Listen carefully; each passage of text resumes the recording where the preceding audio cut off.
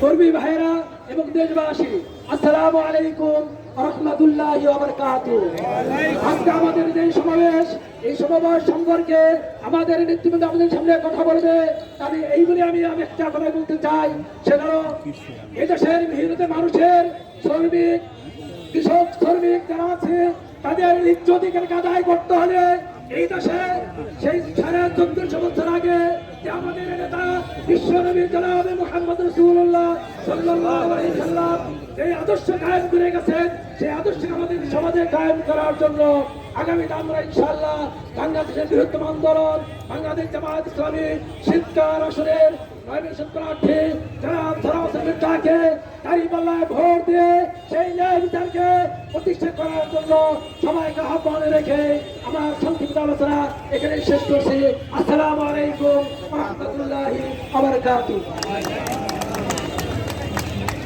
সংগ্রামী ভাইরা, এ পর্যায়ে আপনাদের সামনে বক্তব্য নিয়ে আসছেন বাংলাদেশ ইসলামী ছাত্র শিবির শিবচর উপজেলা শাখার সংগ্রামী সভাপতি মোহাম্মদ আলামিন।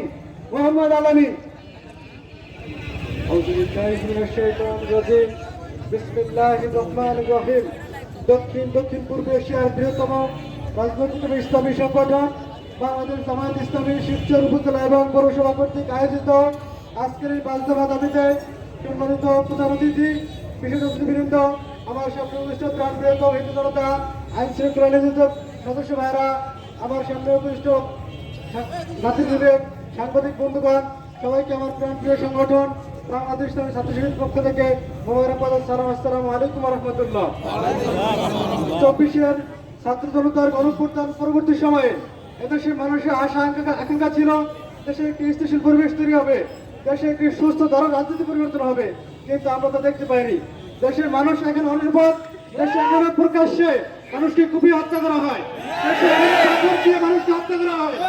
আমরা এই রাজনীতি চাই না, আমরা চাই দেশে একটি ইনসাফ ভিত্তিক রাজনীতি, যেখানে মানুষ সুস্থভাবে পথ চলবে, যেখানে একজন রমণী হেঁটে যাবে, তার ভিতরে কোনো সংশয় থাকবে না। আমরা সামনের দিনগুলোতে সুস্থভাবে রাজনীতি করব এবং বাংলাদেশ জামায়াত ইসলামীকে দাঁড়িপাল্লায় ভোট দিয়ে জয়যুক্ত করে আগামী সংসদ নিয়ে যাবেন ইনশাআল্লাহ। আসসালামু আলাইকুম ওয়া রাহমাতুল্লাহ। এবার যে আপনাদের সামনে বক্তব্য নিয়ে আসছেন বাংলাদেশ জামায়াত ইসলামী শিবচর উপজেলা শাখার সংগ্রামী সহকারী সেক্রেটারি হাবিবুল্লাহ বাহার।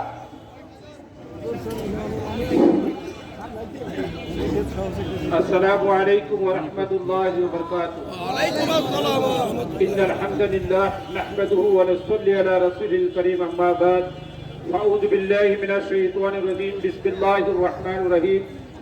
وقل جاء الحق وجاء الباطل إن الباطل كان زهوقا. উপস্থিত